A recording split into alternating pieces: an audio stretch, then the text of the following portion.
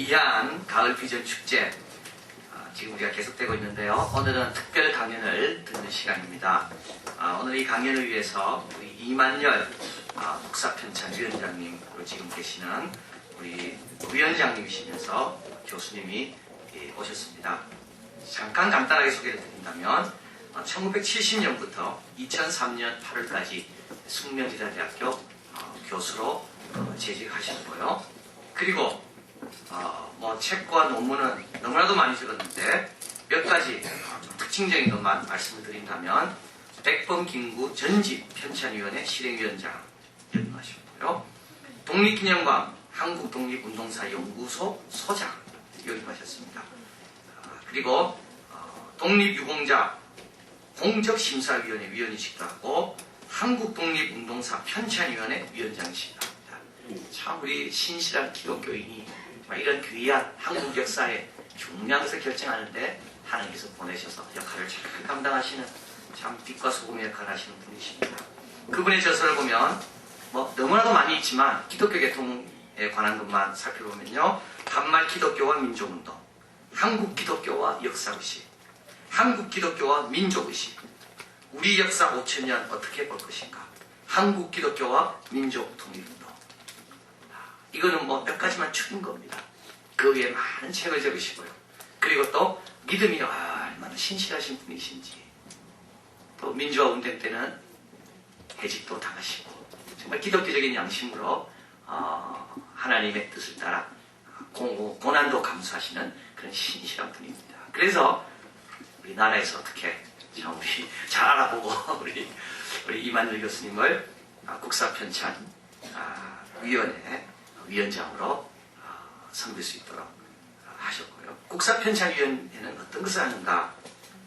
국사학계의 연구를 집대성하고 조선왕조실록, 승전원 일기 등 여러 국사학에 필요한 자료들을 수집하고 보관하고 또 출판하는, 그래서 한국뿐만 아니라 전 세계에 흩어져 있는 네트워크를 통하여 한국 역사를 정리하는 그런 귀중한 사역을 하고 있습니다. 한국사 53책을 출판하였고 연구비를 지원하고 통일에 대비한 여러 가지 연구들을 해오고 있는 아주 중요한 국사편찬위원회인데 그 위원장으로 하나님께서 이만열 교수님을 세우셨습니다.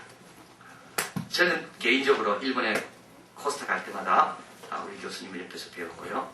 코스타 강의를 할 때마다 우리 교수님 속에 있는 민족을 사랑하고 하나님을 사랑하고 또 영혼을 사랑하는 그 뜨거운 마음, 또 굉장히 신실하시고 진실하십니다.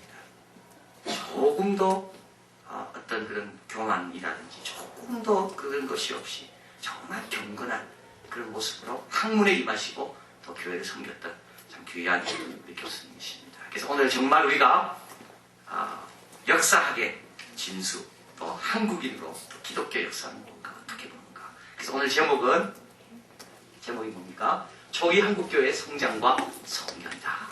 그래서 귀한 말씀해 주실 때 여러분 큰 은혜 받으시기를 바랍니다. 우리 나오실 때 우리 할렐루야 한번 환영하겠습니다. 할렐루야. 할렐루야.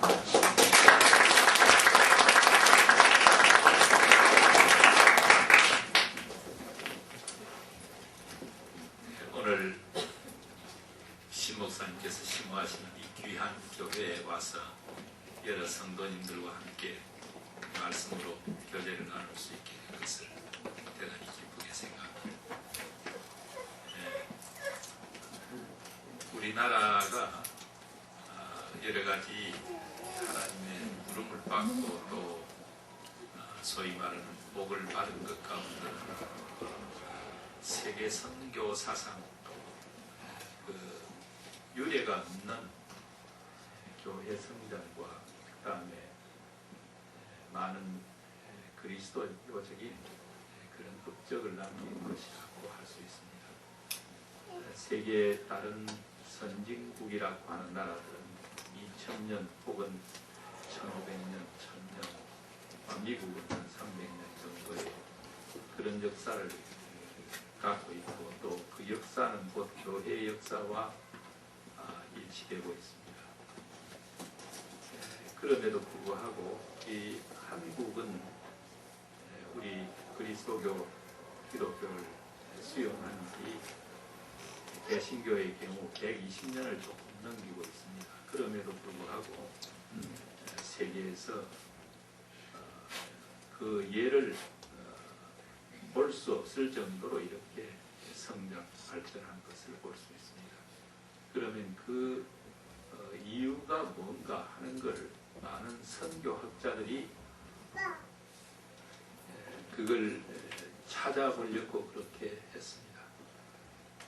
선교학자들은 또 그들의 학문 방법에 의해서 찾겠지만 저는 역사를 공부하는 사람으로서 그것은 바로 한국이 처음부터 갖고 있던 이 하나님의 말씀에 대한 삶, 하나님의 말씀을 적극적으로 수용한 데서 가능했다. 이렇게 저는 진단하고 있습니다.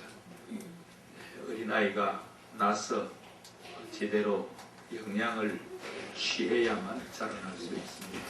또 어른들도 날마다 영양을 제대로 취해야만 건강을 유지할 수가 있습니다. 한국교회는 영의 양식인 이 하나님의 말씀을 처음부터 잘 수용하고 또 그 수용한 내용을 보면은 선교사가 이 땅에 오기 전에 먼저 하나님의 말씀을 번역하고 번역한 그 말씀이 한국에 들어옴으로 해서 선교사에 앞서서 그리스도인들이 생겨나는 그런 놀라운 역사가 있었습니다.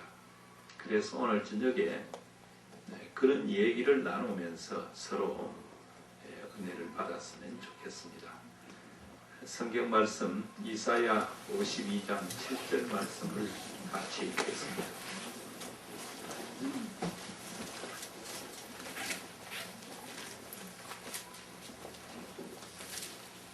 같이 읽도록 하겠습니다.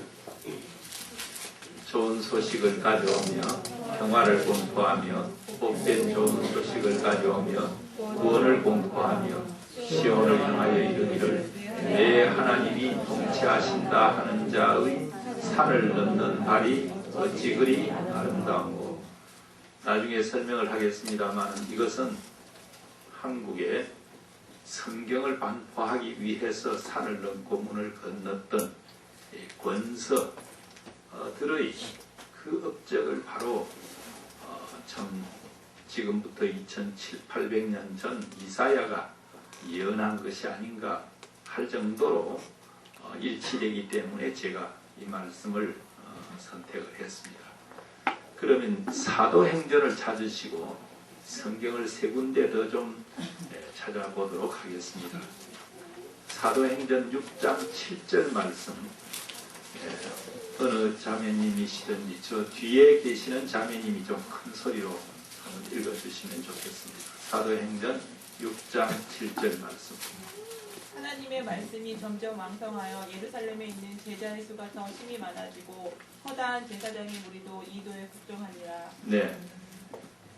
예루살렘 교회가 그렇게 성장 발전하게 된 것, 그걸 하나님의 말씀이 점점 왕성해서 그렇게 됐다고 성경 기자는 말하고 있습니다. 이 성경을 쓴 이는 의사 누가라고 그렇게 알려져 있고 또 바울과 함께 사역한 그런 동역자였습니다. 예루살렘 교회는 여러분들이 잘 아시는 대로 예수님께서 승천하시고 난 뒤에 11 제자와 그리고 다른 120여 명의 예수님의 제자들이 예루살렘의 마가 다락방을 중심으로 해서 기도하고 또 참 교제를 나누는 가운데 그 교회를 성립시켰습니다. 이 교회는 성립되자마자 많은 무리가 모여 들었다고 했습니다. 하루에 3,000명씩 회개하는 그런 놀라운 역사가 있었다. 그리고 그 교회는 가진 자와 같지 않은 자가 서로 자기 가진 것을 내놓고 유무가 상통해서 아름다운 교제를 나누었다고 이렇게 보고 있습니다.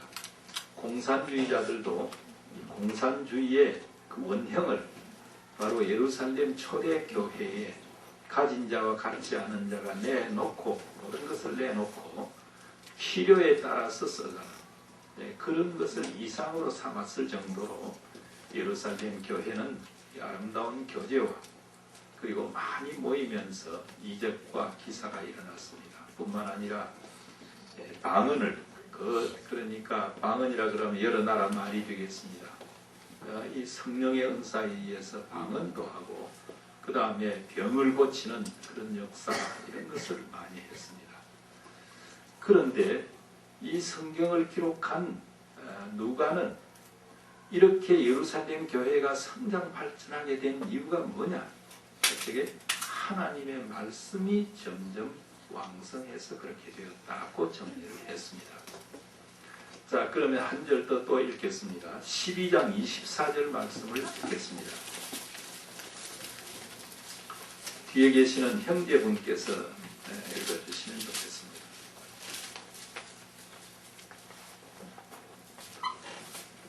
하나님의 말씀은 흥왕하여 더하더라. 예, 하나님의 말씀은 흥왕하여 더하더라. 그 앞뒤가 그 밑도 끝도 없이 그냥 그렇게 적어놨습니다. 그 성경 보면은 앞과 뒤가 그렇게 그 귀절이 잘 연결이 안 되고 있습니다. 그런데 하나님의 말씀은 흥왕하여 더하더라 이렇게 되어 있습니다. 이 말씀의 배경을 보면 예루살렘 교회가 이렇게 하루에 3,000명씩 회개하는 큰 역사가 있었지만 그러나 이 교회는 예수님께서 승천하시기 직전에 분부하신 말씀 사도행전 1장 8절의 말씀 우리가 잘 아는 말씀이 있죠. 예루살렘과 온 유대와 사마리아와 땅끝까지 이르러 내 증인이 되어라 하신 말씀이 있습니다. 그런데 예루살렘 교회는 모이기는 힘쓰고 아름다운 교제는 나누었지만 그러나 그들이 예루살렘에 물론 그랬지만 온 유대와 사마리아와 땅끝까지 이르러 예수님의 증인이 되는 데는 등한했습니다. 증인이 되기 위해서는 어떻게 했어야 했을까요? 그것은 흩어져야만 했습니다. 말씀을 받아서 교제를 나누고 선교사가 되든 뭘 하든 안 그러면 자비량 선교사가 되든 그 말씀을 가지고 흩어져야만 땅끝까지 이르러 예수님의 증인이 될 수가 있었습니다. 그러나 예루살렘 교회는 그렇게 하지 않았습니다. 그 아름다운 교제라든지 이적과 기사가 일어나는 거기에 취해서 예수님께서 분부하신 그 말씀을 제대로 지키지 않았습니다. 그랬을 적에 하나님께서는 강권적으로 강제적으로 당신의 뜻을 이루었습니다. 어떤 사건이 있었습니까? 예루살렘 교회에 스데반의 죽음을 가져온 큰 핍박 사건이 일어나게 됩니다. 다시 말하면 예수님께서는 예루살렘 교회에 핍박을 주었으라도 이들을 뭡니까? 흩으셨습니다. 나중에 보면 흩어진 자들이 뭡니까? 복음을 전했다라고 되어 있습니다. 그 예가 11장 사도행전 11장 19절 이후에 흩어진 사람들 가운데서 오늘날 터키 지역에 해당하는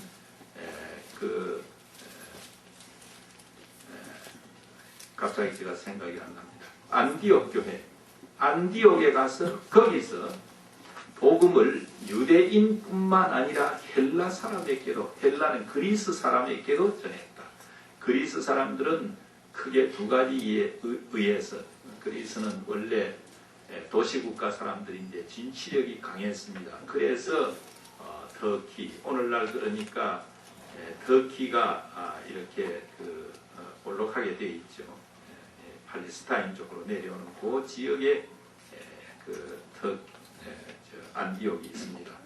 있는데 해안 지역에 많이 진출한 것도 있지만은 BC 330년 그 전후해 가지고 알렉산더 대왕이 이 동방 원정을 통해 가지고 많은 이 그리스 사람들이 동방으로 오게 되었습니다. 또 그 정책 가운데는 헬레니즘 문화를 일으키기 위해서 그리스의 처녀 총각들을 동방의 처녀 총각들과 결혼 정책을 썼습니다. 그래서 많은 사람들이 와 있었는데 이때 예수님의 복음의 말씀은 유대인에게만 전한 것이 아니라 그리스 사람들에게도 전해가지고 안디옥 교회를 세웠다고 되어 있습니다.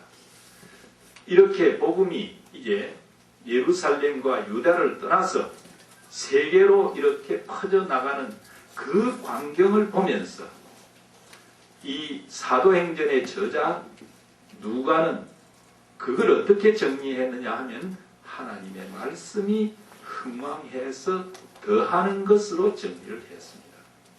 이분의 역사관이 거기에 뚜렷하게 나타나고 있습니다. 한 절 더 보겠습니다.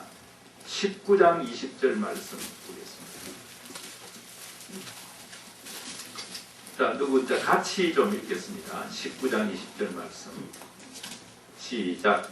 이와 같이 주의 말씀이 힘이 있어 세력을 얻는다. 이와 같이 주의 말씀이 힘이 있어 세력을 얻는다. 이것도 역시 그냥 하나님의 말씀의 흥왕이라고 할 수가 있습니다. 13장 이하에 보면은 안디옥 교회를 중심으로 해서 안디옥 교회를 지도하고 있던 바울과 바나바를 뭡니까? 자기 교회를 이끌어왔던 그 바울과 바나바 지도자를 해외 선교사로 내보냅니다. 안디옥 교회가. 그래서 오늘날 터키와 나중에는 오늘날 그리스 지역까지 복음을 전하게 됩니다. 그래서 예수님께서 말씀하신 그러니까 예루살렘과 온 유대와 사마리아와 땅끝까지 아마 그 당시에 땅끝까지는 이 터키나 그 다음에 그리스 지역까지 이렇게 복음이 전파되는 것을 의미했을지도 모릅니다. 그리고 바울 사도는 제1차, 2차, 3차 여행까지 이렇게 쭉 하면서 복음을 전했습니다. 그걸 정리하면서 이와 같이 하나님의 말씀이 힘이 있어 세력을 얻는다 라고 이렇게 전했습니다. 사도행전을 우리가 이렇게 1장부터 28장이니까 정리를 해보면 중간중간이 든 세 중요한 기절이 저는 그걸로 생각합니다. 6장 7절, 그 다음에 12장 24절, 그리고 19장 20절 말씀. 이러면 대충 네 등분이 될 수가 있습니다. 이 세 모퉁이 돌을 거기에 집어넣음으로써 네 등분이 될 수 있는데, 그러니까 이 사도행전 전체는 초대교회의 성장과 발전을, 그러니까 기독교 초대교회의 성장과 발전을 정리한 책이라고 한다면 거기에 흐르는 일관된 사상은 뭐냐? 하나님의 말씀의 흥왕 전진 발전이다. 이렇게 저는 정리를 해봤습니다. 자, 그러면은 우리 기독교, 한국 기독교가 아니라 세계 기독교 초기에 이 참 발전을 하나님의 말씀의 흥왕과 그 다음에 세력을 얻는 것, 이것으로 정리한다면은 우리 한국 기독교는 그런 관점에서 정리할 수 있지 않겠느냐? 한국 기독교도 그런 관점에서 정리할 수 있지 않겠느냐? 이렇게 저는 생각하고 그 방면에 이렇게 자료들을 좀 보면서 오늘 저녁과 같은 이런 것을 지금부터 정리해서 말씀을 좀 드리도록 하겠습니다. 우선 한국에 선교사가 오게 된 것은 대체로 1832년 구슬라프라고 하는 독일 태생의 유태계 선교사가 선교를 목적으로 해서 온 것은 물론 아닙니다.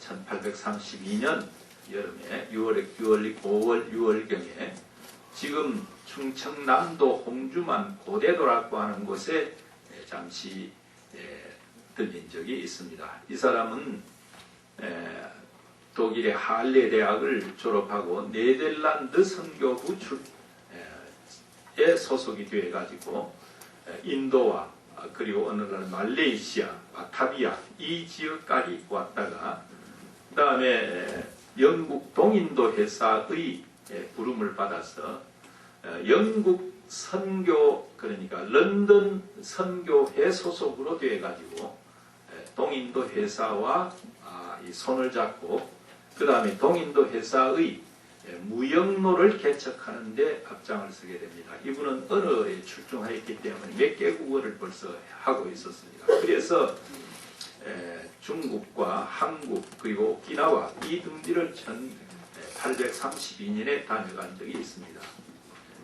그때 그는 한국에 와서 한 달이 채 안 되는 그 기간 동안에 홍주만 고대도에서 성경을 배포하고 그리고 중앙정부와 영국이 통상을 할 수 있도록 연결하려다가 실패하고 돌아간 사건이 있습니다.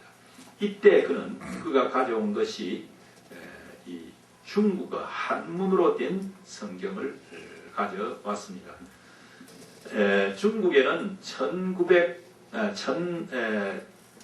1808년경부터 로버트 모리슨이라고 하는 사람이 광동 지역에 와서 선교 수문 선교사로서 성경을 번역하기 시작해가지고 1923년경에 성경을 한문으로 번역해 내기 시작했습니다. 32년 같으면은 한문 성경이 나왔기 때문에 이걸 전체 큰 성경은 아니지만 이쪽 복음 같은 것은 얼마든지 활용할 수가 있었습니다. 그 뒤에 우리나라에 온 것은 선교사는 1865년과 66년에 토마스라고 하는 로버트 토머스라고 하는 영국계 선교사가 온 적이 있습니다. 이분은 물론 영국에서 중국 선교사로 왔다가 실망을 많이 하고 때로는 그가 해관 즉 청나라 세관에서 통역으로 활동도 하고 하다가 한국에 올 수 있는 기회가 생겨서 1865년에 지금의 백령도에 와서 한 석 달 동안 한국어를 공부하고 복음을 전했던 것 같습니다. 그는 자신을 가지고 다시 서울로 가겠다라고 이렇게 하다가 결국 실패하고 천진으로 돌아간 적이 있습니다.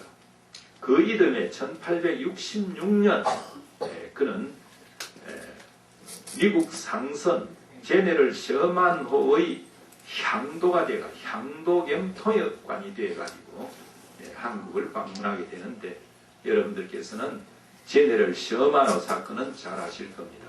그 미국 배가 평양으로 들어가서 결국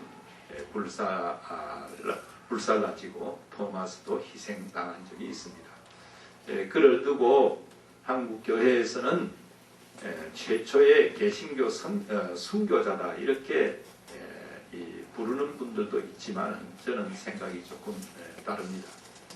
여하튼 그도 올 때 일단 성경을 가지고 와서 배포를 한 것 같고 1907년 전후한 시기에 평양에서 대부흥운동이 일어났을 적에 어느 사람이 마펫이라고 하는 마포 삼열이라고 하는 분에게 성경을 드리면서 우리 할아버지가 토마스 목사 그 7년으로 1907년경일 것 같으면은 1866년에서 보면은 약 40년 후가 될 것 같습니다. 자기 할아버지가 토마스 목사로부터 받은 것이다. 아마 형장에 끌려가기 전에 자기가 갖고 있던 성경은 몇 사람에게 이렇게 아마 나눠준 것 같습니다. 여기서 토마스 목사가 와서 65년, 66년에는 그 결실이 분명하게 보이지 않지만 그러나 그가 올 적에 성경을 가지고 왔다 하는 사실을 여기서 볼 수가 있습니다. 그리고 1884년에 선교사로서는 이 로버트 맥클레이라고 하는 미 감리회 선교사가 우리나라에 온 적이 있습니다. 이분은 일본에 파송된 선교사였는데 당시에 미국 선교본부에서 한국 선교에 대한 관심을 가지고 일본에 와 있는 이 맥클레이 목사에게 당신이 한국에 가서 선교지 상황이 어떤지 좀 조사해서 보고를 하라. 그래서 그분이 1884년 6월 24일에서 7월 8일까지 2주간 동안 한국에 와서 한국의 여러 정부 요로들과 만나서 앞으로 미 감리회가 한국에서 교육사업과 의료사업을 할 수 있도록 허락을 받아 돌아간 적이 있습니다. 그 뒤 그해 9월 20일에는 호레이스 알렌이라고 하는 의료선교사, 미 북장로회 소속의 의료선교사가 역시 중국의 선교사로 왔다가 84년 9월 20일에 당시 설립되었던 주한 미국 공사관의 공의로 의사로 우리나라에 온 적이 있습니다. 이 사람은 원래는 미 북장로에서 파송한 의료 선교사였는데 한국에 들어올 때는 물론 본국 선교부의 지시를 받아서 들어왔습니다. 한국에서는 그를 미 공사관의 의사로 받아들였지만 본국에서 파송할 적에는 의료 선교사로 이렇게 파송을 했습니다. 그래서 그분이 온 그해 12월 4일에 우리가 잘 아는 갑신정변이라고 하는 것이 일어나고 갑신정변 때 이 칼을 9군데나 맞은 민영익이라고 하는 당시 민비의 조카되는 사람을 제대로 살려냈기 때문에 그는 한국 궁중에 큰 신임을 받게 되었고 그의 주청에 의해서 그 이듬해 4월 10일경에 개설되는 지금의 세브란스 병원의 전신인 광해원이라는 말을 했다가 한 일주일 후에 고종이 그 병원 이름을 제중원이라고 고쳤고 1897년 어간에 세브란스라고 하는 미국 재벌이 병원 지을 돈을 주어가지고 그 다음에는 이 세브란스 병원이라고 이렇게 하게 되었습니다. 여하튼 이렇게 우리나라에 선교사가 오는 그 과정을 보면 32년, 65년, 66년, 84년 이렇게 왔습니다. 그리고 그들은 한국에 정착한 알렌으로 말하면은 정착을 했지만은 복음 선교사는 아니었고 정착하게 되는 복음 선교사가 한국에 오는 것은 1885년 4월 5일 감리교회의 아펜젤라 부부와 그리고 장로교회의 언더우드 당시 총각이었습니다. 이분이 오는 것이 맨 처음이라 할 수 있습니다. 여기까지 보면은 이 성경과 그 다음에 이 성경의 결과로 한국에 이 신자가 생겼다 하는 것을 잘 볼 수가 없습니다. 그러나 다시 한번 제가 뒤로 돌아가서 이 얘기하는 걸 통해서 이 땅에는 이 복음 선교사가 오기 전에 먼저 성경이 번역이 되고 그 번역된 성경이 복음 선교사가 들어오기 전에 한국 사회에 보급이 되어서 거기에서 개종의 역사가 일어났다는 것을 알 수 있습니다. 그 말을 하기 전에 요 최근에 발굴된 또 하나의 사건이 있습니다. 1816년에 우리나라 지금 충청남도 서천군 비인면, 당시는 비인현이라고 했습니다. 여기에 영국 배 군함 두 척이 도착한 적이 있습니다. 9월 달입니다. 알세스도호와 미라호라고 하는 두 척의 배가 도착을 했는데 이 배에서 이 배의 선장으로 있는 사람이 이 한국 당시에 이제 이 외국 배가 들어왔으니까 아무래도 그 신문을 해야 됩니다. 충청도에 있는 이 첨사와 해안을 지키는 군부대죠. 이 첨사와 그리고 임현 현감이 두 사람이 이 배를 탐정이라 할까 올라가서 당신 뭐 때문에 왔소 이런 건 다 하고 난 뒤에 그 배로부터 이 몇 권의 책을 받았는데 그 중에 두 권이 성경이었다 하는 사실이 나타났습니다. 우리나라에서 올린 그 사람들이 당시에 본국 정부에 중앙 정부에 올린 그 글에는 이게 도대체 이 언문도 아니고 저 지금 무슨 저 회을 글자도 아니고 이게 무슨 글자인지 모르겠다. 책은 받았는데 무슨 글자인지 모르겠다. 이렇게 그 책 내용이 잘 적혀져 있지 않지만은 당시에 그게 선장으로 있었던 사람과 그리고 또 다른 데에 군의관으로 동승했던 사람이 그들이 기록을 남겼습니다.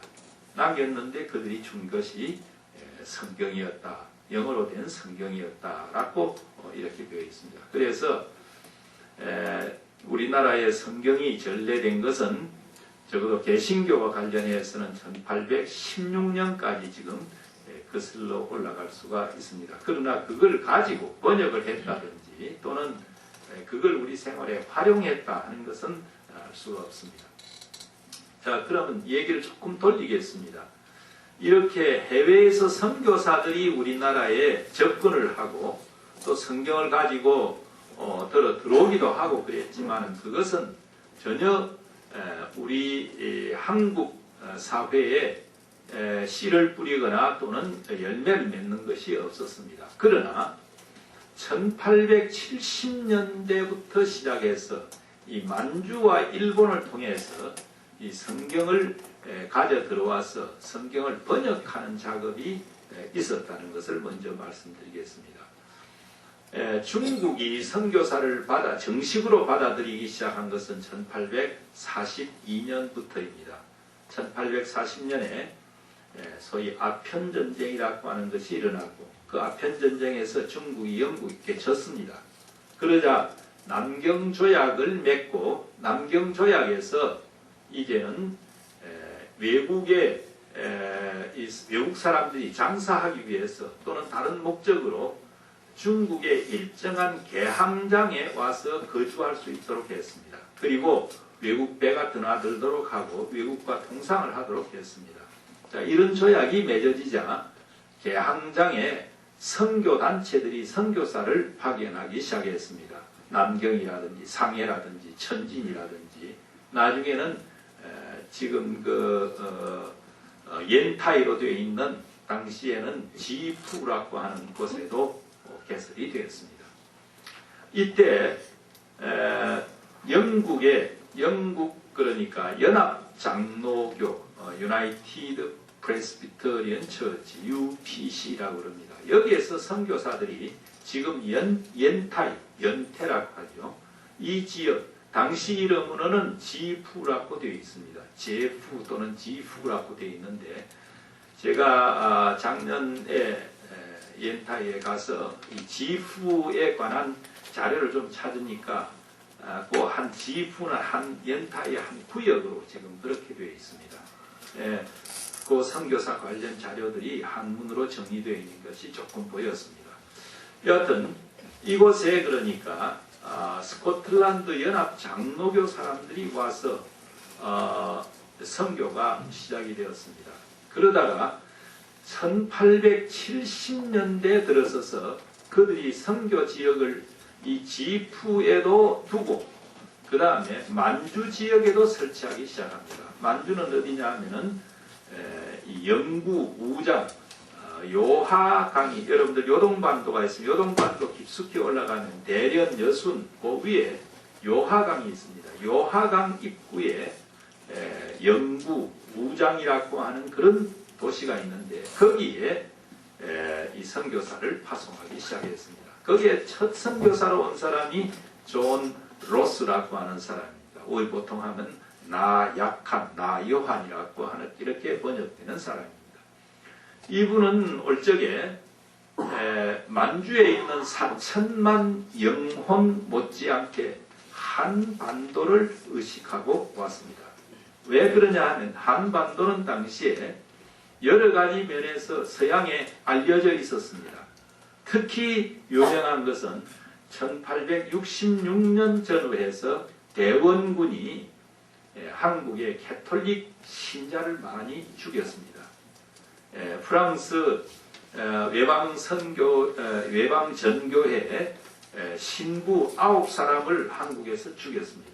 잡아 죽였고, 그리고 천주교 탄압을 통해서 약 8,000명 내지 2만 명을 죽였습니다. 그러니까 이건 뭡니까? 서양 사회에서는 난리가 난 거 아니겠습니까? 다 그리 알고 있었습니다. 때문에 중국이나 만주 지역, 이 지역으로 오는 사람은 한국에 대한 관심을 갖고 있었습니다. 그래서 존 로스는 만주에 있는 4천만 영혼 못지않게 한국인들에 대한 관심이 많았습니다. 그는 이곳에 와서 곧 한국 사람을 찾았습니다. 영구 우장 지역에 장사하러 또는 다른 목적으로 한국인들이 와 있지 않겠느냐. 그래서 사람들을 찾아가지고 그들로부터 한국어를 배우고 그들에게 복음을 전하기 시작했습니다. 관련된 사람들이 많이 나옵니다. 그 중에 대표적인 사람이 서상륜이라는 사람이 나옵니다. 이분은 홍삼 장사를 하러 가다가 이 병에 걸려가지고 거의 참 사생의 기로에 섰는데 나중에 이 영국 의사들의 도움을 받아가지고 결국 목숨을 살게 되었습니다. 로스는 의학의 천재였습니다. 그래서 중국에 온 지 2년이 안 돼가지고 중국어로 설교를 할 수 있을 정도로 사서삼경 같은 것은 물론 읽었고 그 다음 중국어로 설교를 할 수 있을 정도가 되었다고 합니다. 그런 실력이니까 한국어를 공부하는 것도 그렇게 힘이 들지 않았던 것 같습니다. 그래서 1877년에는 영어로 그냥 코리안 프라이머, 한국어 첫걸음이라고 하는 책을 만들었어요. 맨 앞에다가 한국어를 위에다가 쓰고, 그것도 평안도 사투리입니다. 아침 먹었음에 이렇게 쓰고, 그 발음을 어떻게 하느냐. 아침 같으면 A 하고 침 같으면 CHIM, 아침, 먹었음에 하면 MUK 한다든지 이렇게 썼습니다. 그럼 이 뜻이 뭐냐? 굿모닝이다. 아침 먹었느냐 하는 것은 진짜 아침 먹었느냐가 아니라 안녕하십니까 이 소리 아닙니까? 그러니까 굿모닝 뭐 이런 식으로 뜻을 풀이해놨습니다. 이 코리안 프라이머는 그 뒤에 한국에 온 선교사들이 한국어를 배우는데 그 첫걸음 노릇을 많이 했습니다. 그리고 그 해에 그는 또 한국 역사를 영어로 정리를 했습니다. 한국. 이 정도로 그러니까 한국에 깊은 관심을 가졌고, 그리고 이들 한국인들로부터 한국어를 배워가지고 곧 착수한 것이 성경 번역입니다. 나중에 그의 부인이 같이 도착해가지고 이 산후조리를 제대로 못해가지고 곧 죽습니다. 그러니까 아들은 지금 남아있고, 그래서 자기 누이 동생을 선교사로 불러가지고 그 누이 동생이 같이 선교사로 왔던 존 맥킨타이어라고 하는 분하고 결혼을 하게 되었습니다. 동력을 하게 된 거죠. 그래서 이 존 맥킨타이어와 존 로스는 이 만주 지역에서 한국인들을 상대로 이제 한국 성경 번역 작업을 시작했습니다. 당시 한국인들 가운데서는 한문을 잘 알아서 중국어 성경을 가지고 번역을 할 수가 있었습니다. 또 로스 자신은 한문에 능하기 때문에 그걸 번역하는 데 도움을 줄 수가 있었습니다. 그래서 벌써 79년에 가면은 번역 일부가 이루어졌다고 이렇게 되어 있습니다. 그리고 79년에 만주에서는 한국인 4사람이 세례를 받게 되었습니다. 최초에 그러니까 한국인 개신교 신자들의 세례가 이루어졌다고 할 수 있습니다. 그리고 이 번역된 성경을 출판은 언제 하냐? 82년에 했습니다. 지금 만주 만주 지금 봉천이라고 하는 곳, 지금은 신양이라고 그러죠. 샘양이라고 그러고 신양, 봉천, 목단이라고도 하고 그런 곳입니다. 거기에서 광문서원이라고 하는 곳에서 성경 책을 찍어내기 시작했습니다. 이 찍어내는데도 굉장히 힘들었어요. 우선 한글 자목, 활판이 문제였고, 그 다음에 무슨 찍어내기 위해서는 잉크가 필요했고, 종이가 필요했고, 여러 가지가 필요했습니다. 그래서 종이는 일본에서 가져온다, 잉크는 또 미국에서 가져온다, 그 다음에 다른 거는 호주에서 가져온다, 이래가지고, 그 다음에 이 성경을 찍어내기 시작했는데, 82년 3월에 누가복음 3,000부를 찍어냈습니다. 5월에는 요한복음, 당시 이름은 요한네 복음이라 했습니다. 이거 3,000부를 찍어냈습니다. 자, 이런 작업 끝에 그 이듬해 83년에는 행전이라 하죠. 행적이란 이름으로 또 찍어내고, 그런 것을 한결과 87년에 예수 성교전서라고 하는 신약전서를 완전히 번역해서 내게끔 이렇게 되었습니다. 그런데 이 번역된 성경, 번역 출판된 성경이 우리나라에 들어오기 시작합니다. 그 루트는 크게 세 루트입니다. 첫째는 일본을 통해서 들어온 루트가 있었습니다. 당시 스코틀랜드 성서공회, NBSS라 그럽니다. 이 성서공회 지부가 일본에 있었는데, 이 지부에서 누가복음 1000부, 요한복음, 누가복음 1000부씩을 얻어가지고, 그 다음에 권서들을 통해서 부산의 동래와 대구와 원산, 우리나라 개항장입니다. 여기에 사람을 넣어가지고 퍼뜨리기 시작했습니다. 네, 저희 기독교 역사학계에서 여러 가지로 조사를 했지만 아직도 그 지역에 적어도 83년경부터 성경이 팔렸는데, 그 팔린 성경을 가지고 개종의 역사가 일어난 건 아직까지 저희가 발견을 하지 못했습니다. 계속 지금 추적을 하고 있습니다. 두 번째는 당시에 압록강이 있는데, 압록강 북쪽에 우리나라 사람 약 3만여 명이 28개, 그러니까 이 계곡이라 할까, 여기에서 살고 있었습니다. 이 사람들은 한국에서 가렴주구에 시달려가지고, 혹은 농토가 없어가지고 흉년 기근이 들어서 그쪽으로 옮겨가 있었습니다. 당시 우리나라 인구가 800만 정도밖에 안 되었는데 3만 명이 압록강 북쪽에 가서 생활하고 있었는데, 이들에게 성경을 퍼뜨리기 시작했습니다. 퍼뜨리는 데는 김청송이라고 하는 로스 목사와 함께 성경을 출판하는데, 인쇄하는데 도움을 주었던 사람입니다. 이 사람은 성경을 처음 찍어내고 난 뒤에 처음에는 아주 게으르고 그 다음에 좀 불안무식하고 그랬는데, 인쇄를 도우면서 그 하나님의 말씀이 마음판에 새겨졌습니다. 새겨져 가지고 그가 개종을 하고, 그 다음에 성경이 출판된 후에 그런 세례를 받았습니다. 79년에 네 사람의 세례를 받은 사람이, 이제 김청송은 5번째 사람이 되겠습니다. 이 사람이 성경이 출판되고 난 뒤에 그 성경 보따리를 지고, 당시 자기 고향이 저반현 통구였습니다. 그래서 그쪽을 향해서 갔습니다. 통구와 여러 마을에 가서 이 성경을 퍼뜨렸습니다. 퍼뜨리고 난 뒤에 돌아와서 지금 그 말씀을 듣고 예수 믿기로 작정하는 사람, 세례받기를 원하는 사람이 지금 생겼으니까 로스 목사들은 같이 가서 세례를 주시오. 로스 목사는 그걸 믿질 않았습니다. 어떻게 그런 일이 있을 수가 있느냐. 두 번째 다시 가서 김청송이 또 보급을 하고 전도를 하고 왔습니다. 그때도 같은 얘기를 했습니다. 그래도 믿질 않았습니다. 그런데 기적 같은 일이 일어났는데 김청송이 좀 무식한 사람이니까 한국인 마을에 가서 이렇게 전도를 하다 보니까 아주 유식한 사람들이 많았습니다.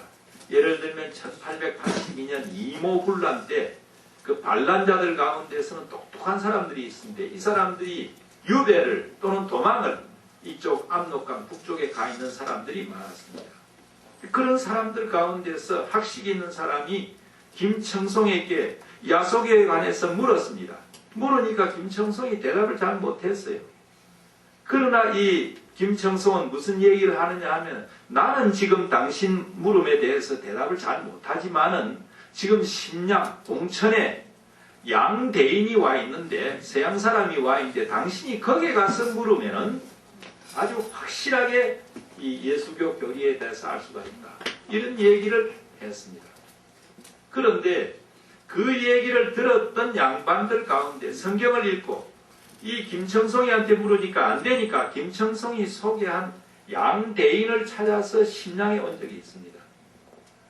그걸 보고 로스 목사는 김청송이 이 얘기한 것이 이게 가짜가 아니라 거짓말이 아니다 하는 걸 알게 되었습니다. 그래서 84년 겨울에 그의 친구 의사 웹스터라는 사람과 함께 600마일의 그러니까 여행을 시작했습니다. 영하 40도의 추위를 무릅쓰고 600마일의 여행을 하는 동안에 여러 마을에서 75명의 한국인에게 세례를 주었습니다. 그들의 보고서에 그게 그대로 나타나 있습니다. 그리고 그 이듬해는 여름에 25명에게 또 세례를 주었다 하는 기록이 있습니다. 그 무렵에는 지금 만주 지역에 가 있는 한국인들 가운데서 600여 명이 지금 세례받기를 원하고 있다. 이런 기록이 그대로 나와 있습니다. 이건 그러니까 누가 선교사들이 가서 선전을 하고 전도를 하고 한 게 아닙니다. 번역된 하나님의 말씀을 가지고 그런 역사가 일어났다는 것입니다. 그런데 그 즈음에 묘한 일이 생기게 됩니다. 외국 코 큰 사람들이 한국인 마을을 돌아다니고 난 뒤에 그 마을에서 노래소리도 들리고 웅성웅성거리면서 모이기도 하고 이러니까 중국인 지주들이 땅 주인들이 이 지금 반란을 꾀하고 있다 해가지고 소위 깡패들을 동원을 해가지고 한국 사람들을 핍박하기 시작했습니다. 그래서 가재 도구를 버린 채 그들 가운데는 다는 그런 게 아닙니다. 그들 가운데서는 압록강 남쪽으로 도망을 친 사람들이 많았습니다. 그 도망온 사람들이 마치 예루살렘 교회가 핍박을 받아가지고 흩어져서 어떻게 했습니까? 예수의 복음을 전하듯이 그 다음에 그 참 나온 사람들 그러니까 압록강 남쪽 우리나라 땅으로 자기 고향으로 돌아온 사람들이 복음을 전하는 기적 같은 역사가 일어나게 되었습니다. 이건 우리가 어떻게 확인할 수 있느냐 하면은 아까 말씀드린 대로 1885년 4월 5일 복음 선교사 펜젤라 부부와 언더우드가 왔다고 했습니다. 그 언더우드는 총각이었는데 89년에 그보다 8살이 많은 여성과 결혼을 했습니다. 혹시 이 가운데 이 말에 소망을 좀 가지시는 분들이 있기를 바랍니다. 예, 물론 호톤 여사라 해서 이분은 의료 선교사라 오신 분인데 이분과 결혼을 하고 신혼여행을 평안도 지역으로 갔습니다. 그는 가기 전에 그쪽에 정보를 들었습니다. 거기에 옛날 로스 목사로부터 전도를 받은 그러니까 만주에서 남쪽으로 피난 내려오듯이 한 사람들 가운데 예수 믿는 사람들이 많이 있다. 그 사람들이 지금 세례받기를 원하고 있다 하는 걸 알고 있었습니다. 그래서 신혼여행을 떠날 때 요즘 말로 하면 패스포트를 중국 패스포트를 또 만들었습니다.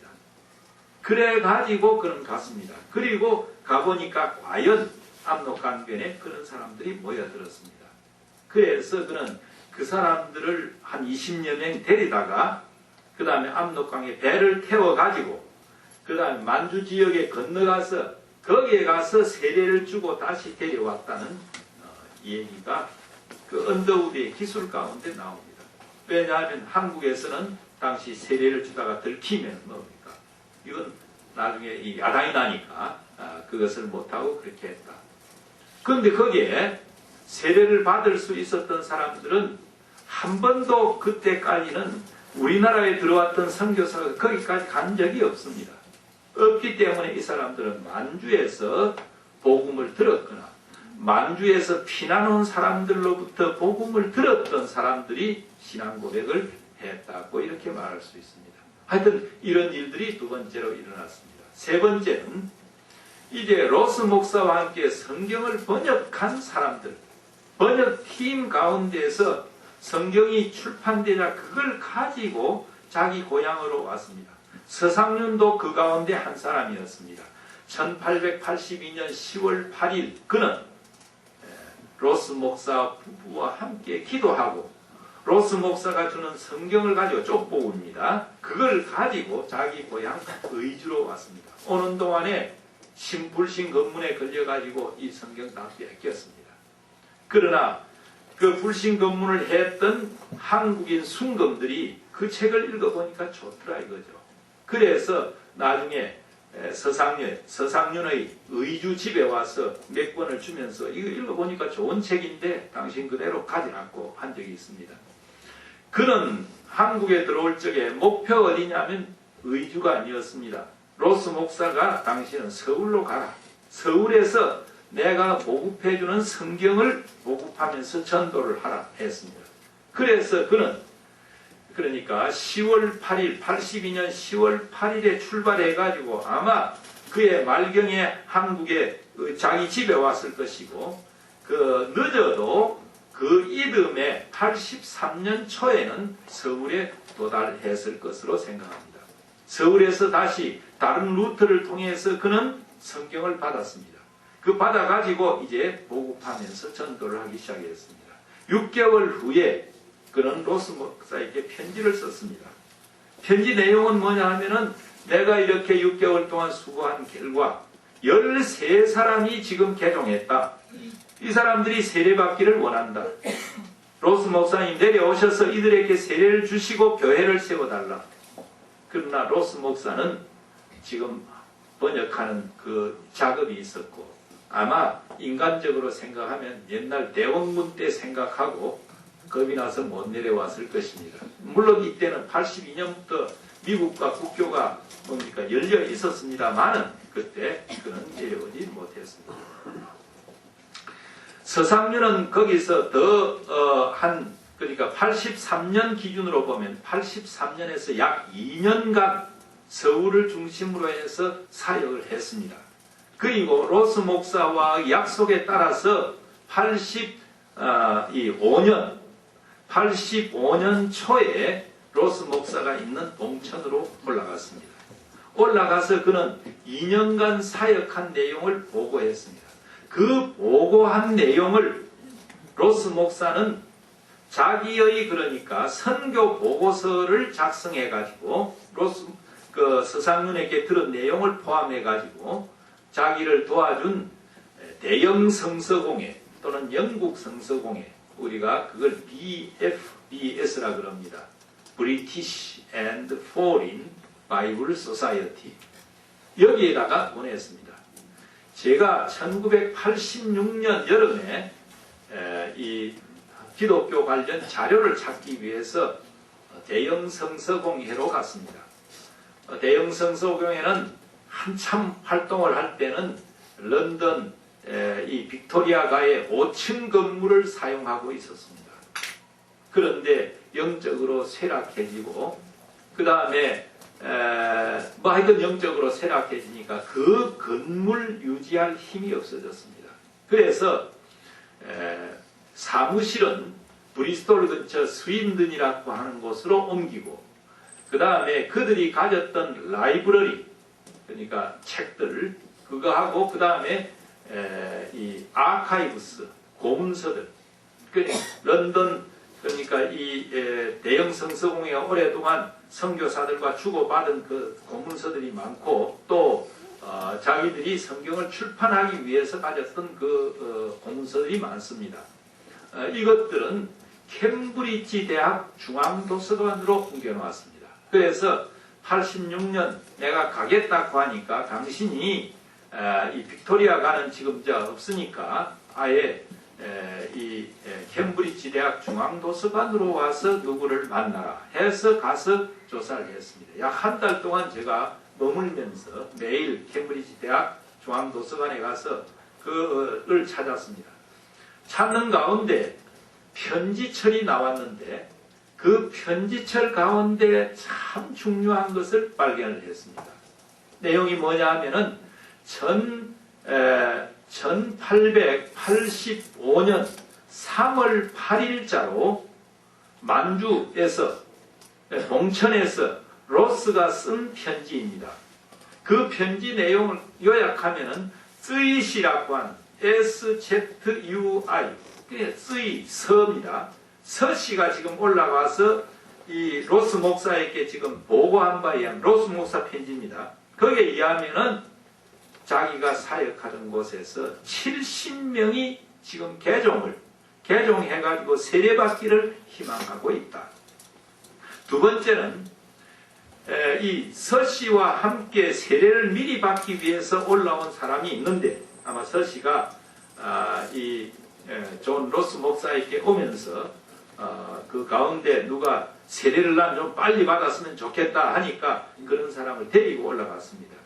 그 사람의 보고에 의하면 서울에서 좀 서쪽으로 떨어진 곳에 그곳에 설교당을 만들어 놓고 프리칭홀을 만들어 놓고 몇 주 전부터 20여 명이 지금 모이고 있다. 예배를 드린다는 거겠죠. 모이고 있다는 이 보고도 있다 하고 로스 목사가 대형 성서공에 보낸 편지에 그게 가 있었습니다.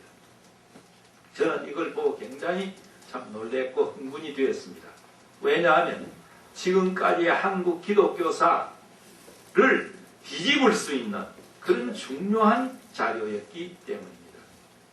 다시 말하면 우리가 지금까지는 선교사, 복음 선교사 1885년 4월 5일 부활주일 날 아펜젤라 언더우드가 와서 그들이 복음을 전하는 데서부터 한국에서는 개신교가 시작이 된다.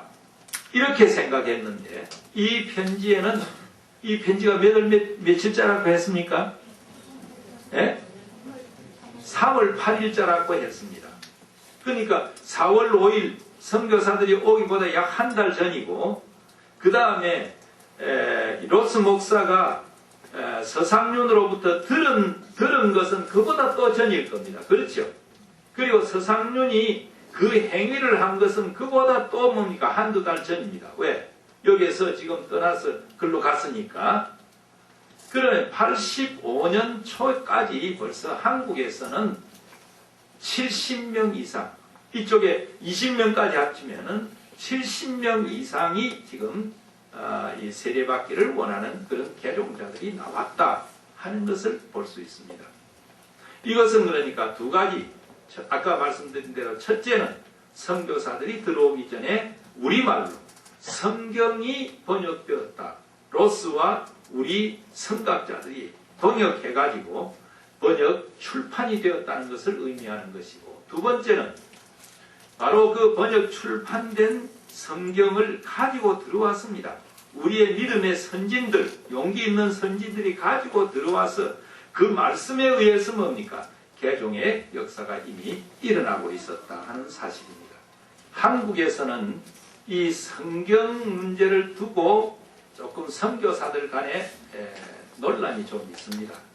왜냐하면은 우리나라에 처음 들어온 선교사들이 들어와 보니까 그들이 예상했던 것과는 다른 현상이 벌어졌습니다. 그건 뭐냐 하면은 어느 선교사나 어느 지역의 첫 선교사로 가면은 고생을 많이 하는 대신 그 다음에 영예를 많이 얻습니다. 어느 학교를 세웠다, 어느 병원을 세웠다, 어느 그 다음에 교회를 세웠다. 어느 기관을 세웠다. 그런데 그런 대학을 세웠다 또는 교회를 세웠다 무슨 성서공회 기관을 세웠다 하는 그런 것보다도 첫 선교사들이 갖기를 원하는 명예가 뭐냐 하면은 그 나라 말로 성경을 번역했다. 이게 가장 큰 명예입니다. 선교사로서는. 그런데 들어와 보니까 일본 쪽에서는 이수정이, 이쪽에서는 로스 다 이렇게 해놨다 이거죠. 그래서 이 사람들이 거기에 대해서 이의를 걸기 시작합니다. 그 로스가 번역한 성경은 이건 중앙의 말과 다르다. 평안도 사투리가 많다. 하는 걸 가지고 그 다음에 이의를 걸었습니다. 그래서 사용하기 곤란하다. 그 다음에 마가복음의 경우 이수정이 한 거는 거기에 조금 용어상의 문제를 가지고 이 얘기를 합니다. 마가복음 처음에 하나님의 아들 예수 그리스도 복음의 시작이라 처음에 그렇게 되어 있어요. 그런데 하나님이란 말 대신에 신이라고 썼습니다. 그리고 한글로 신 쓰고 옆에는 뭡니까? 한자로 신. 신의 아들 같으면 이쪽에다가 아들 자자 쓰고 예수스 크리스토스. 그러면 한글로는 예수스 크리스토스. 옆에는 예수 기독. 기독이란 말이 그리스도란 말입니다. 네. 기독 복음의 시작이라. 복음 한글로 쓰고 이쪽에도 한문으로 복음 시작 다 그렇게 썼어요.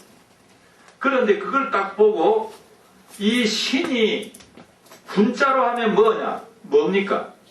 무슨 신이에요? 귀신 신이죠.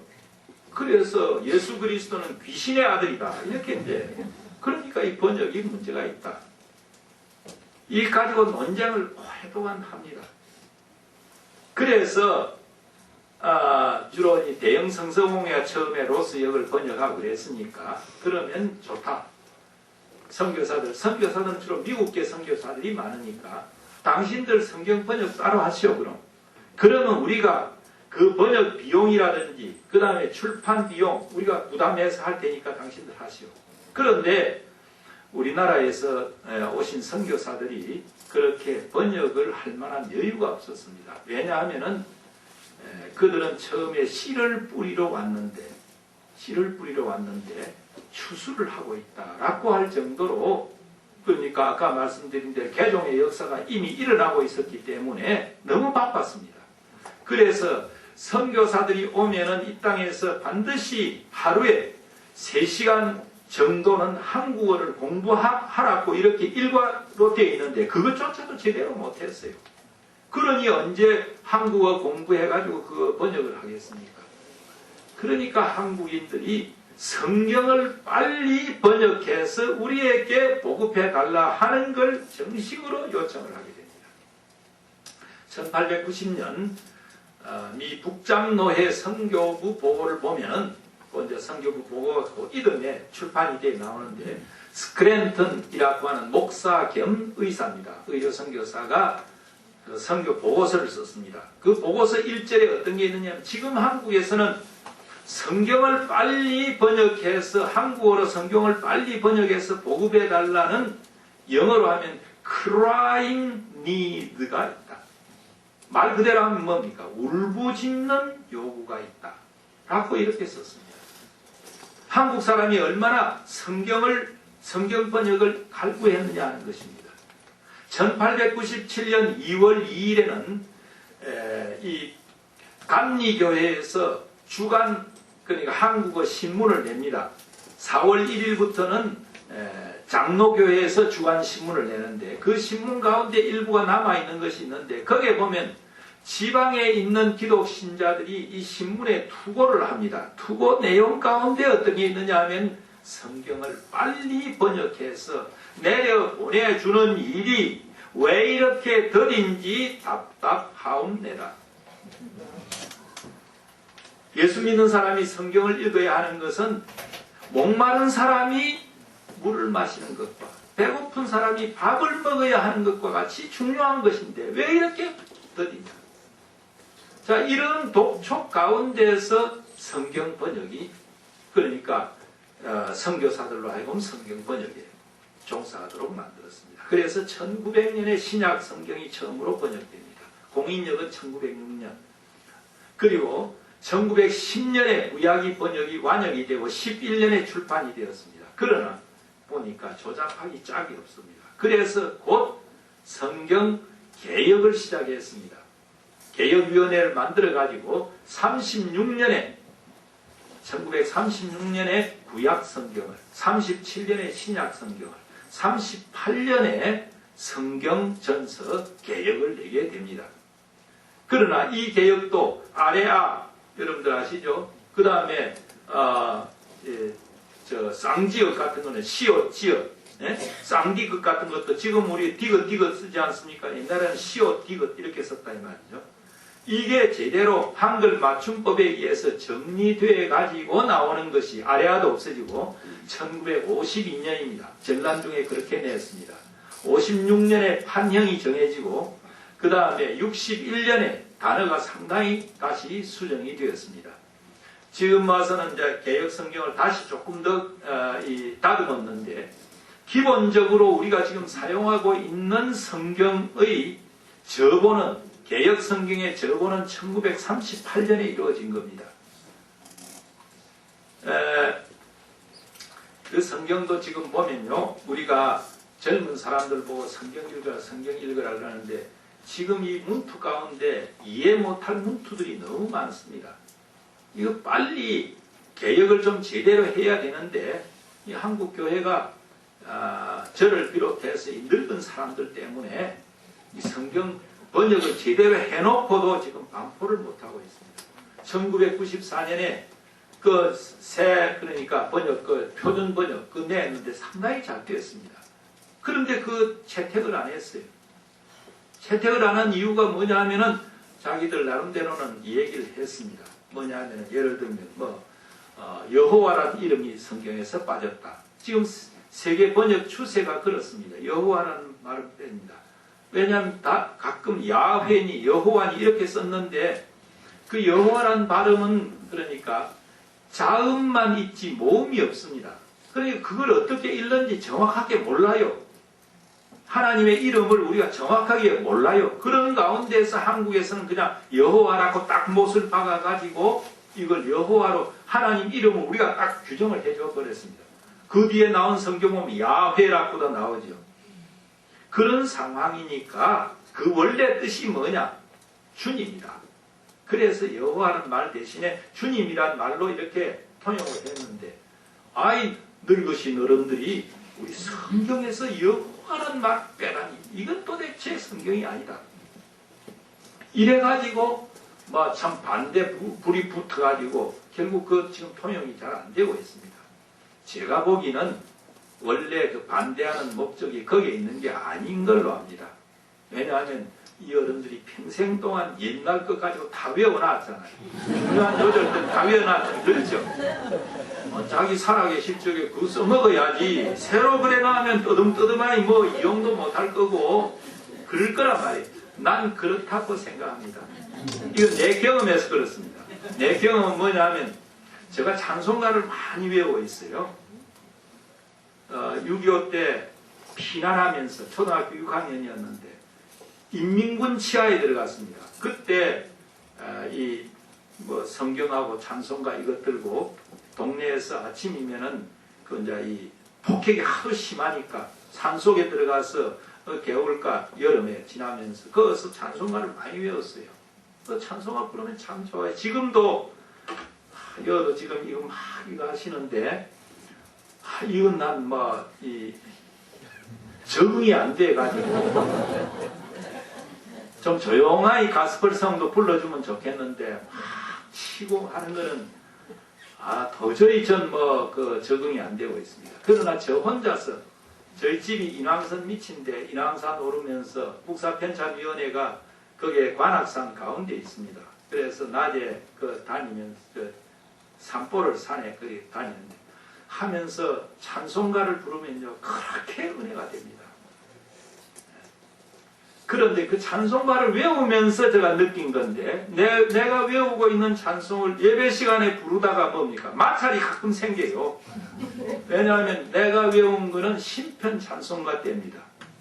그 뒤에 합동 찬송가, 개편 찬송가, 무슨 재찬송가, 통일 찬송가까지 4번 오는 동안에 가사가 막 바뀌어 버렸어요. 가사가 막 바뀌어 버렸어요.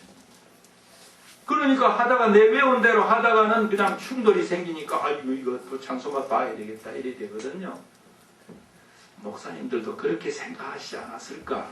저 추측이 그렇습니다. 다 외워놨는데 지금 새로 번역해가지고 이거 언제 내가 외워서 설교에 써먹나 이거죠. 농담입니다만 하여튼 노인들이 얼른 양보를 해야 됩니다. 그러지 않으면은 성경 옛날 것 가지고 젊은 사람들 성경 읽으라 해도 읽을 수가 없습니다. 왜냐하면 뜻을 모르니까. 예를 하나 들어드릴까요? 제가 신학교 공부를 했는데 신학교 공부한 덕분에 할렐루야 교회라고 하는 곳에서 대학부 지도를 해달라 해서 전 안수는 안 받았습니다. 또 안 받을 것이면 받을 수도 없고. 그런데 대학부 지도를 했는데 대학부 지도를 하면은 소위 그걸 합니다. 이제 뭐 설교도 하고 그 다음에 그룹 바이블 스타디 GBS라 해가지고 학생들 7, 8명 모여가지고 그룹별로 이래. 근데 지금은 그 제자가 UC 버클리를 졸업하고 지금 샌프란시스코 쪽에서 대학 교수를 하고 있는 친구입니다. 서울대학교에 들어갈 적에 340점 만점에 320점을 받은 친구입니다. 그 아주 유능한 친구인데 한 번은 지나가는데 자기가 이제 리더가 되어 설명을 해요. 그런데 무슨 말을 하느냐 하면은 사신우상이란 말을 하면서 설명을 살아계신 우상이라고 그렇게 해요. 그래서 내가 지나가다가 김군 방금 뭐라고 했죠? 그러니까 살아계신 우상 아닙니까? 사신우상. 사신은 뭐냐? 살다의 존칭어로 본 거예요. 그리고 우상은 그냥 우상이고 그러니까 존칭어 붙이는 김에 더 존칭어를 붙여서 살아계신으로 이렇게 만든 거예요. 살아있는이 아니라 사신. 아시겠죠? 살아있다는 사신. 예. 지금 성경을 그렇게 읽고 있어요. 대학을 다닌다는 학생들이 지금 성경을 그렇게 읽고 있어요. 그런데도 우리 노인들은 무조건 외우라, 무조건 읽으라. 그 애들이 그거 읽고 무슨 뜻인지 모르는데 그거 어떻게 읽겠어요? 이 문제가 아닐 수가 없습니다. 예, 여하튼 제가 여기까지 얘기한 것은 이렇게 성경이 초기에 이렇게 빨리 번역되게 된 것은 한국인들의 간절한 독촉이 있었다. 독촉이 있었다. 이건 한국 문화의 전통과도 관계가 있습니다. 그 문화 전통은 뭡니까? 옛날 불교가 들어왔을 적에 불경을 외웁니다. 불경을 뭡니까? 금가루를 넣어가지고 쓰는 연습도 했습니다. 우리 전통 그게 있어요.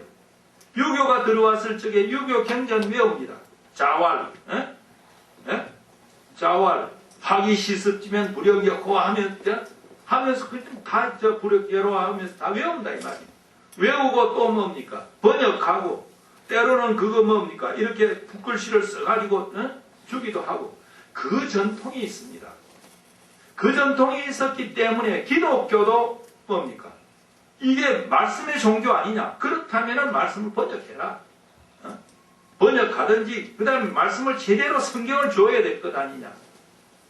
이런 문화적 전통과 밀접한 관계가 있다는 거예요. 여하튼 이렇게 해서 성경 번역이 이루어졌습니다.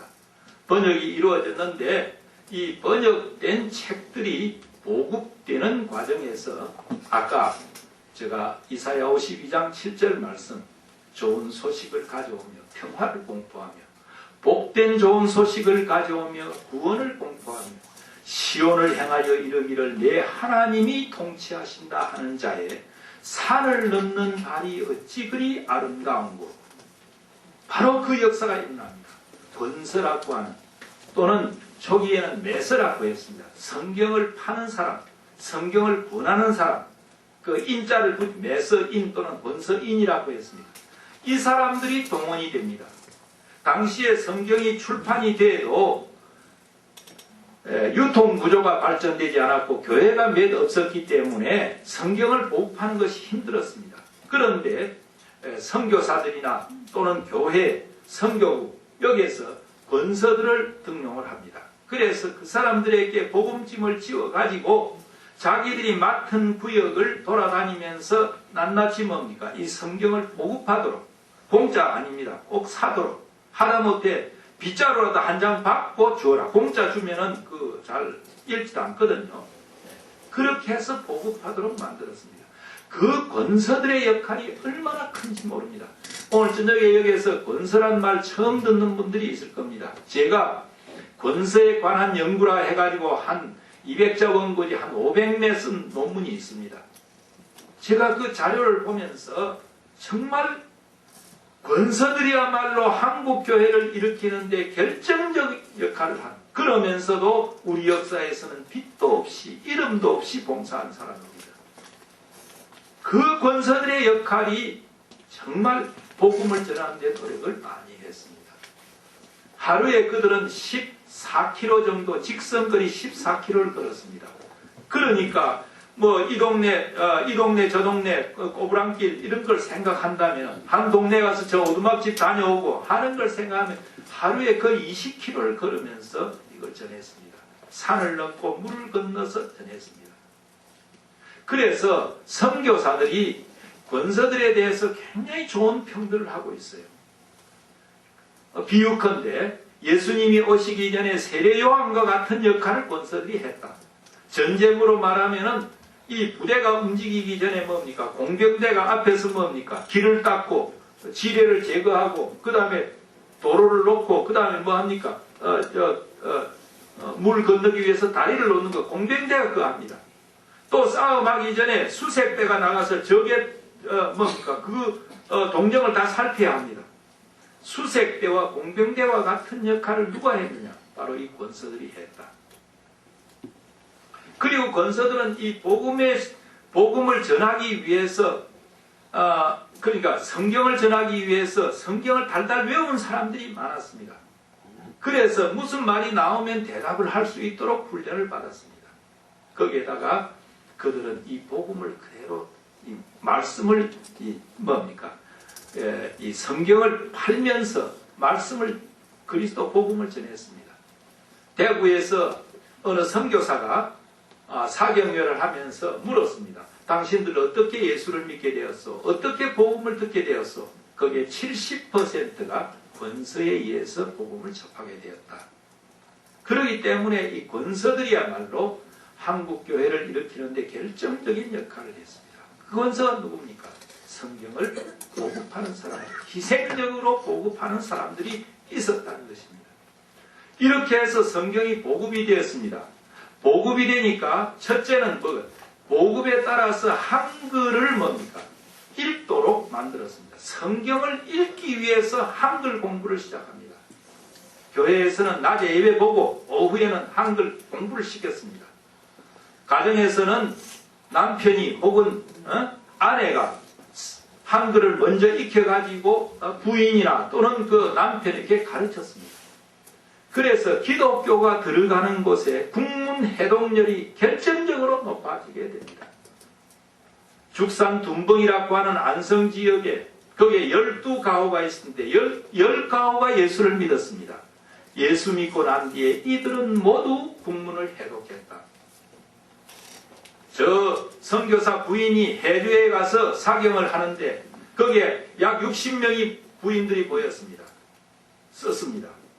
이들은 예수 믿고 난 뒤에 다 국문을 해독했다. 국문 해독률이 계속 높아갔습니다. 국문 해독률은 단순히 성경을 읽는 데만 그쳤겠습니까? 이 나라의 개화와 이 나라의 문명을 높이는 데 결정적인 역할을 합니다. 한글이 성경이 한글로 번역되었고 번역된 한글이 민중의 문자로 우리의 문자로 이렇게 국민 속에 파고들게 것은 바로 이 성경의 번역, 기독교의 개신교의 역할이라고 하지 않을 수 없습니다. 좀 기독교에 대해서 비판적인 친구가 있는데 그 친구가 내한테 하는 말이 기독교가 성경을 한글로 번역하고 그 다음에 한글을 민중의 문자, 참 이 백성의 문자로 만드는 데 결정적인 역할을 했는데 지금 기독교가 비난을 많이 받지만 앞으로 한 200년 정도는 이것 가지고 좀 우려 먹을 수가 있을 거다 하는 얘기를 해요. 여러분들 이거 좀 이 얘기를 좀 선전을 많이 하십시오.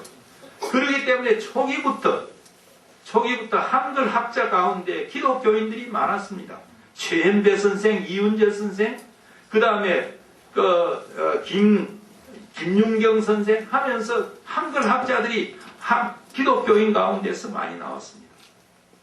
뿐만 아니라 정부에 의해서 국문연구소가 나온 것이 1907년입니다. 그런데 당시에 장로의 공의회에서는 1901년부터 성경 번역을 위해서 이 국문법 연구를 하기 시작합니다. 이런 걸 보면은 우리 기독교가 굉장히 이 한글 문제에서는 앞장서 있다. 그건 성경을 한글, 민중의 문자로 이렇게 번역했기 때문에 그렇다. 마치 1521년에 마틴 루터가 성경을 독일어로 번역을 했습니다. 번역에 출판했습니다. 이게 독일 종교개혁의 결정적인 역할을 했습니다. 제가 이번에 가서 고등학교 때 독일을 배웠기 때문에 지난 9월에 10월 12일부터 이 독일 포츠담 현대사 연구소와 같이 6.25 사변의 세계사적 영향에 관한 걸 가지고 학술 회의를 했습니다. 마침 전 독일을 잘 모르는데 저녁에 이렇게 환담하는 시간도 있고 어느 교수가 자기 집에 초청을 해서 제가 독일어 노래를 좀 불렀습니다. 고등학교 때 암브룬 넨푸아뎀 토레 이런 노래라든지 그 다음에 하여튼 서너 개는 외우고 있으니까 하니까 좋다고 그래요. 그러면서 제가 통역을 통해서 이걸 독일어의 마틴 루터와 독일어와의 관계에 대해서 좀 이렇게 이 얘기를 좀 들었습니다. 듣는 가운데 아주 내가 생각하던 그대로를 말해준 사람이 있어서 참 다행이었어요. 그 당시까지는 독일어가 있었습니다. 마틴 루터가 성경 번역하기 전에 독일어가 물론 있었습니다.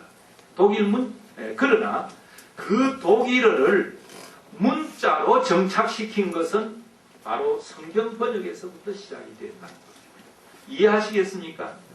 언어는 막 돌아다닙니다. 언어가. 그러나 그 언어를 잡으려면 뭡니까?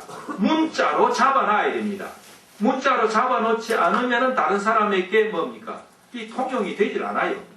그런데 마틴 루터가 성경을 번역함으로 말미암아 돌아다니는 그 독일어를 문자로 잡아서 이제 보급을 할 수 있게 되었다. 그 얘기하니까 맞다. 독일 민족주의는 사실 거기에서부터 시작이 되었다고 할 수 있습니다. 우리도 마찬가지예요. 우리 말이 많이 돌아다닙니다. 그러나 그걸 한글이라는 글자에서 잡아놓는 것은 성경 번역, 이게 처음이 아닙니다만은 물론 그전에도 번역된 게 들어있죠. 세종대왕이 만들고 난 뒤에 그 있지만 그러나 보편화되기 시작한 것은 이 성경 번역과 밀접한 관련이 있다 하는 사실을 우리가 이해할 필요가 있습니다. 자, 성경이 이렇게 이제 마지막에 이제 돼갑니다. 성경이 이렇게 보급이 되고 한글이 이제 이렇게 읽혀져 돼가지고 성경을 이제 읽는 사람들이 많이 나왔어요. 많이 나오니까 문제가 커지기 시작하는데 옛날에는 그냥 설교만 들으면 아멘 다 했거든요. 그런데 성경을 읽다 보니까 어떤 데서는 닭 울기 전에 돼 있고 어떤 데서는 닭 3번 울기 전에 돼 있고 그렇죠. 동정녀 마리아가 그냥 동정녀 들을 적에는 그냥 그대로 들었는데 동정녀가 뭐냐? 동정녀가 처녀다. 처녀가 애를 낳았다. 이 도대체 이해가 안 된다 이거죠. 그러니까 이제 성경을 읽으면서 권서들이나 선교사들이나 또는 장로들에게 아직까지 목사가 안 나왔습니다. 성경 공부시켜 주시오. 우리 성경 그냥 읽어가지고 모르겠습니다. 모를 게 너무 많습니다. 성경 공부시켜 주시오. 그 성경 공부를 처음에 뭐라고 했느냐 하면 사경회라고 했습니다. 사자는 조사한다는 거죠. 경은 글경, 성경, 성경을 조사하는, 성경을 연구하는 모임이 사경회입니다. 한국교회 부흥운동은 바로 이 사경회로부터 시작이 되었습니다. 사경회가 뭡니까? 성경을 공부시키는 데서부터 시작입니다. 성경을 공부시킨다는 것은 그건 영의 양식을 주입시키는 거예요. 영의 양식을 주입시켜 주니까 뭡니까? 그 영혼들이 자라난다 이 말이에요. 번창한다 이런 얘기. 한국 교회가 지금도 착각하고 있는 것이 무슨 부흥운동 하면 막 들고 그냥 아멘 하면서 그거 하는데 그게 아니에요. 한국 교회 전통은 이 성경을 바르게 가르치는 데서 있습니다. 이거 참 열심히 해야 됩니다. 우리 지금 이한교회 한국에서 제일 가는 교회 되기를 목표로 하고 있고 맞죠? 제가 오면서도 좀 이한이란 말이 이상해서 물어봤는데 저는 이 나라 한국 이 말에 이곳 한국 이 말에 약자인가 이런 생각을 했는데 오면서 형제님들이 설명을 해줘서 여러 가지 뜻이 있는데 그 중에서 하나는 참 이 나라에서 제일 가는 교회를 이 나라에서 교회라 하면 바로 이한 교회 뭐 이런 얘기를 하기 위해서는 이렇게 영의 양식인 성경을 많이 공부시키고 이걸 제대로 섭취를 해서 그 다음에 영적인 성장을 가져오는 데서 가능할 것이라고 생각합니다. 자, 어느 정도로 했느냐? 간단한 예만 몇 개 들고 저 얘기를 마치겠습니다. 1901년에 평양에서 여성들, 자매들 사경회를 했습니다. 근데 거기서 하는데 300리 떨어진 삭주 장성 압록강변입니다. 거기에서 왔다. 참석했다. 그런데 대부분 이 사경회는 언제 하느냐? 농한기에 합니다. 농한기가 언제예요? 겨울 깜깜 뭡니까? 눈이 내리고 얼음이 끙끙 얼어서 도저히 들에 나가서 또는 집에서도 뭡니까? 일을 못할 때 농사일을 못할 그때 했습니다. 사경회에 참석하는 한국 여성들 해가지고 선교사들이 잡지에 그 사진을 찍었는데 이고 그 다음에 지고 이렇게 해서 왔습니다. 왜 그랬느냐? 그 당시에는 겨울에 덥고 입고 그 다음에 먹을 것 그 가지고 왔기 때문에 그러니까 이고 지고 해가지고 300리를 왔다. 그 300리가 어떤 겁니까? 강을 건너야 하고 강은 막 그런 대로 얼음이 얼었으니까 괜찮겠죠. 그러나 산에 눈이 닿아요. 그런 데를 죄를 몇 개씩 넘고 평양에 와서 사경회를 했다. 뭐 많으면 한 2주일, 적으면 일주일 열흘씩 사경회 하고 돌아가서 현지에 가서 또 가르쳤습니다. 그 이름에 1902년에는 사나이 사경회가 있었습니다. 말 그대로입니다. 신문에나 사나이 사경 남자들 사경회가 있었는데 400여 명이 모였어요. 400여 명이 모였는데 역시 삭주 장성지방, 신의주 지방, 남쪽에서는 황주, 해주, 서울에서 왔습니다. 끝에 그 신문의 맨 끝에 보니까 이 형제들 가운데는 목포, 무안 지방에서 참석한 형제들도 있더라. 제가 지금 목포 무안은 뭡니까? 우리 분단 상황을 가지고 내가 그걸 읽어서 그런지는 뭐냐, 세계에서 가장 먼 곳 아닙니까? 목포 무안에서 평양이가 지금 여기서도 평양이 세계에서 제일 멀지 않습니까? 사실은. 예? 그 관념으로 제가 봐서 그런지는 이 논문을 제가 이 자료를 볼 적이 언제냐면 1971년에 이 자료를 봤습니다. 그때 나지 않은 분들도 계시겠지만 정말 감격했습니다. 눈물이 흘러요. 콧물이 흘러요. 우리에게 복음을 전수시킨 이 믿음의 조상들은 평양에서 사경회를 하는데 목포 무안지방에서 참석을 했다. 놀라웠습니다. 놀라웠어요. 그런가 하면은 선교사들 자료 가운데는 어떤 게 있느냐? 한 여성이 사경회에 참석했는데 위에는 뭐 쌀을 찌고 그 다음에 등에는 애를 업고 그 다음에 한 손에 성경을 가지고 왔다. 또 어떤 기록에는 그런 여성이 역시 이렇게 했는데 그 여성은 이 성경이 그러니까 떼묻고 다른 성경을 가지고 그 다음에 300마일을 왔다. 정확하게 300마일이에요. 얼마입니까? 키로는 480km예요. 그래서 내가 볼 적에 이 선교사가 착각을 했다. 300 코리안 마일일 거다. 그럼 302 정도일 거다. 이렇게 저는 해석을 했지만은 자료에는 분명히 300마일스를 봤다. 이게 초대교회 한국 기독교가 성장 발전하고 있을 적에 초대교회 믿음의 조상들이 가졌던 그 성경에 대한 자세였습니다. 이랬기 때문에 그렇게 받은 성경이기 때문에 말씀이기 때문에 그걸 실천하려고 노력하고 실천하는 과정에서 뭡니까? 제사 종교와 싸워야 했고 미신과 싸워야 했고 나중에는 나라가 어지러워지니까 독립운동에 나서야 한 그 근원적인 바탕이 어디에 바로 거기에 있었다 하는 것을 알 수 있습니다.